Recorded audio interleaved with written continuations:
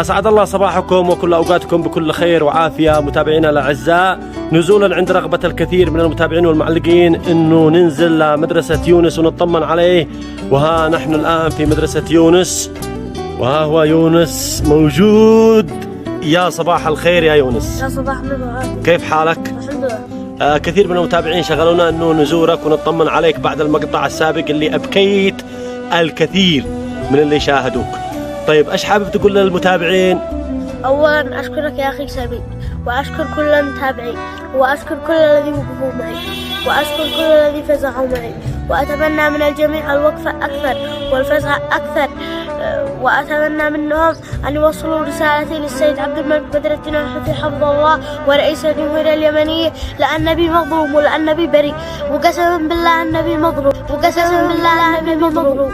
أقول للجميع ولكل الذي بيقولوا أن منتجاتنا أو بضاعتنا منتهية وتنتهي الأمراض، أتحدى أي واحد يقول إنه قد اشتكى منها أو تضرر بنفسه وبضاعتنا لها سنين في السوق ولها سمعتها وصيتها. أبي بريء قسما بالله ياتي النبي بريء ومعانا الأوراق والإثباتات والترخيصات، لكن اشتي طلع عليها السيد عبد الملك شخصيا وبقى يشوف النبي مظلوم، وعندنا 97% مستوردة وتدخل اليمن بكل التراخيص.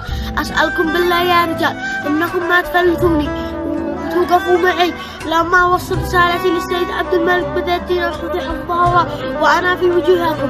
اعتبروني ابنكم وارجعوا معي وشاركوا الفيديو، ويتضح لكم النبي وباقي أسرتي أبرياء. بارك الله فيكم أجمعين وشكرا لكم.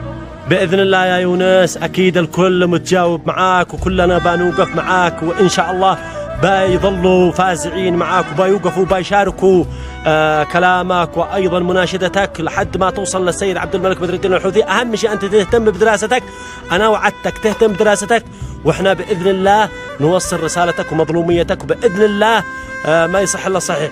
أيضا رسالة لكل اللي بيعلقوا ويقولوا مثلا ما لنا حق أنه نتهم أو نبرع حد، لأنه لا أنا ولا أنت لا محكمة ولا دولة ولا قضاء ولا قانون، فيا ريت أنه ما تظلموش حد ولا تظلموا أنفسكم وتقولوا فلان قتل الناس أو فلان عمل وما أنتش عارف. إذا كنت أنت متضرر بنفسك تقدر ترفع قضية بنفسك وعلى نفسك أنت فقط، لكن إن شاء الله ما يصح إلا صحيح وتوصل رسالتك يا يونس.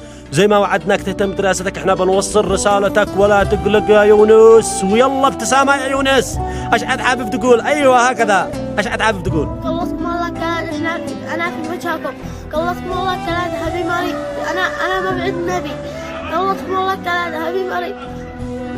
ولا يهمك يا يونس. ايش تبدينا الان؟ خلاص يا يونس، احنا اليوم قلنا نفرح المتابعين وبيفزعوا معك، انا اوعدك انه نفزع معك ولا تقلق ولا تهم. ويلا يا يونس دراستك أهم، وإحنا إن شاء الله نعمل اللي علينا والباقي على الله. شكرا لك يا يونس. وطبعا وقفتي وقفة كل من بيشاهدنا الآن وكل من بيشارك الفيديو مع يونس كطفل يمني، ليس لأنه ابن فلان أو ابن فلان، كلنا مع المظلومين بإذن الله تعالى. وشكرا لكم وفي أمان الله.